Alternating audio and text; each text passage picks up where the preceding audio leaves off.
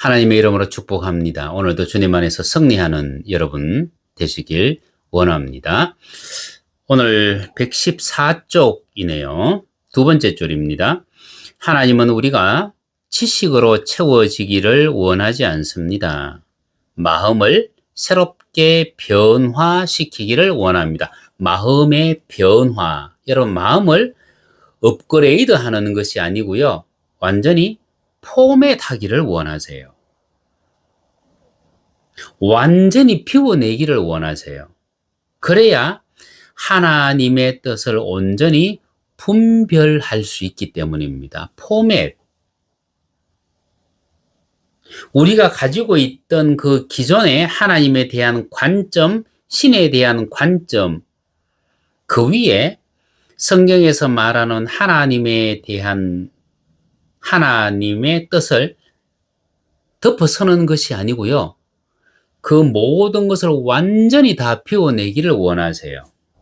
그래서 앞전 102쪽에서 설명드렸던 것처럼 로마서 12장 2절 너희는 이 세대를 본받지 말고 오직 마음을 새롭게 함으로 변화를 받아 하나님의 선하시고 기뻐하시고 온전하신 뜻이 무엇인지 분별하도록 하라. 여러분, 마음을 새롭게, 여기서 말하는 이 마음은 누스라고 말씀드렸습니다. 누스. 성경에서 말하는 마음은 기본적으로 세 가지가 있다고 말씀드렸습니다. 첫째는 카르디아, 참마음이라고 얘기했고, 예수님이 마태복음 11장 29절에서 나는 마음이 온유하고 라고 했을 때 그 예수님의 마음. 두 번째는 퍼시케라고 했는데 너희 마음이 쉼을 얻으리니 너희의 마음, 그 마음은 자아라고 말씀드렸습니다. 생물학적인 혼이에요. 그리고 로마서 12장 2절에서 말하는 마음을 새롭게 함으로 이 마음은 누우스인데 이 누우스는 인간의 모든 지적 활동이 이루어지는 타락한 공간이다. 지적 활동이 이루어지는 타락한 공간이다. 그러면 우리가 기본적으로 하나님에 대해서 신에 대한 관점을 가지고 있었잖아요. 그런데 그 모든 것을 타락한 공간이기 때문에 전부 다 씻어내라. 전부 다 씻어라. 정결케 해라. 그래서 새롭게 함으로 새롭게 하는 주체는요, 우리 자신이에요. 그리고 변화를 받아 우리를 변화시키는 것은요, 하나님이에요. 그래서 우리의 마음을 새롭게 변화시키는 것은 하나님과 우리의 공동 작업입니다. 이 작업이 끝나고 나면 하나님의 선, 하나님의 기쁨, 하나님의 온전하신 뜻, 이것이 무엇인지 분별할 수 있게 된다. 여러분, 네가 주 예수를 믿느냐? 그러면 너는 하나님의 선하시고 기뻐하시고 온전하신 뜻이 무엇인지 분별하도록 하라가 아니에요, 여러분. 주 예수를 믿느냐? 선하시고 기뻐하시고 온전하신 뜻이 무엇인지 분별하라가 아니고 네가 너의 마음을 새롭게 함으로 말미암아 그리고 변화가 되어져서 하나님의 선, 하나님의 기쁨, 하나님의 온전하신 뜻을 분별하도록 하라. 여러분, 이 일을 위해서는 우리에게 엄청난 변화가 일어나야만 합니다. 지식의 하나님 앞에서 얕은 지식을 자랑할 필요는 없습니다. 신실하신 하나님 앞에서 자랑할 만한 행위도 없습니다. 다만 자랑할 것이 있다면 하나님을 아는 것, 하나님에 대한 지식이 아니에요. 하나님에 대하여 아는 것이 아니고 하나님을 아는 거예요. 그리고 하나님이 어떤 분이신가 그것을 깨달은 것, 그것만 우리가 자랑할 수 있습니다. 그래서 예레미야 9장 24절 자랑하는 자는 이것을 자랑할지니 곧 명철하여 나를 아는 것과 나 여호와는 인애와 공평과 정직을 땅에 행하는 자인 줄 깨닫는 것이니라. 결국 여러분 뭐냐 하면 하나님께서 주신 것을 아는 거예요. 하나님께서 행하시지 아니하시면 우리는 알 수 있는 것도 없어요. 하나님께서 주시고 하나님께서 행하시고 그것을 통해서 우리는 하나님을 알아간다. 하나님을 아는 것과 하나님에 대해 깨닫는 것은 지식을 통한 깨달음이 아닙니다. 우리는 하나님의 존재에 대해서는 지식으로 희미하게 알 수 있다. 어제 시간에 제가 사도 바울이 했던 말을 제가 인용을 하셨죠.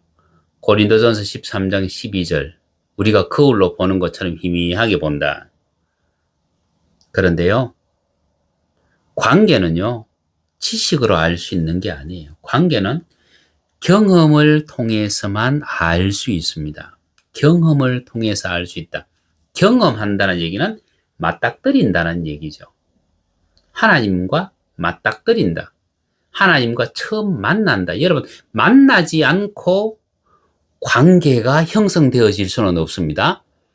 하나님과의 관계라는 얘기는 하나님을 일단 만났다는 얘기예요. 그죠?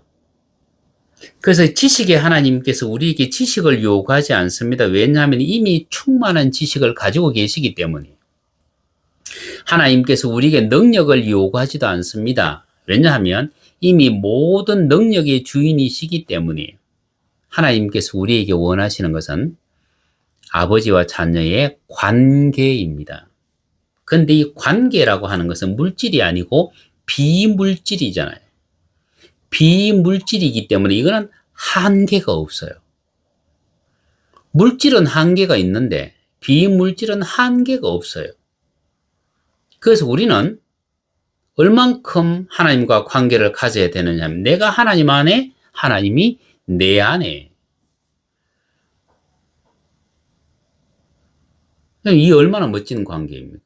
하나님은 우리에게 그것을 원하신다. 우리는 하나님께 뭔가 드림으로써 인정을 받으려 합니다. 그러나 소를 드리고 양을 드린다고 해서 기뻐하지 않습니다. 왜냐하면 일하시는 하나님은 모든 것을 얼마든지 창조하실 수 있으시기 때문입니다. 또한 땅과 거기 충만한 것이 다 이미 하나님의 것이기 때문입니다. 다만 하나님께서 원하시는 것은 함께 행하는 거예요. 이게 관계인데 이 관계는 일단 뭐요? 만나야 시작이 되어진다. 만나지 않고는 관계가 형성되어질 수 없습니다. 그래서 우리는 이 땅을 살아가는 동안 반드시 하나님을 만나야 된다. 하나님과 함께하는 관계 속으로 들어가고 싶다면, 하나님께서 함께 하시는 것을 느끼고 싶다면 우리가 변화되어야 됩니다. 변화되어지기 위해서는 첫째는 생각이 변화되어지고 두 번째 행실이 바뀌어져야 돼요. 여러분, 자식은 부모를 닮아가요. 부모의 말투를 닮아가요. 부모의 행동을 닮아가요. 그리고 부모의 마음을 알아가요.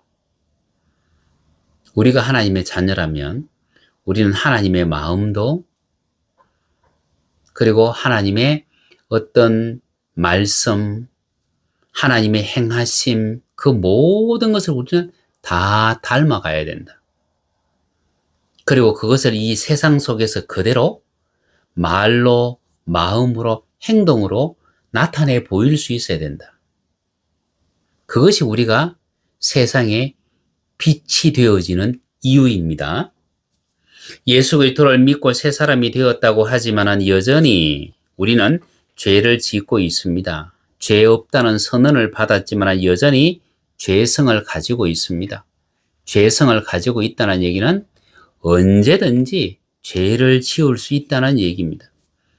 그런데 여러분, 선과 악이 공존할 수 없는 것은 당연한 이치 아니에요. 그런데 우리는 여전히 죄를 품고 죄를 따르면서 하나님과 동행하겠다고 장담을 해요. 죄에 길들여진 어떤 행동, 왜냐하면 우리는 본성적으로 오염되어져 있고 우리는 그 죄의 습관화가 되어져 있어요. 습관화가 되어져 있다는 얘기는 무의식으로 그것을 행한다는 얘기입니다. 여러분, 차를 주차하는 사람들이 처음에 운전학원에서 주차를 배울 때는 왼쪽으로 2바퀴 반 돌리세요. 핸들을 다시 펴세요.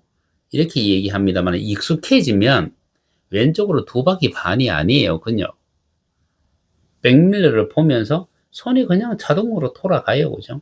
몇 바퀴 돌리는지 계산하지 않습니다. 손이 지가 알아서 돌려요.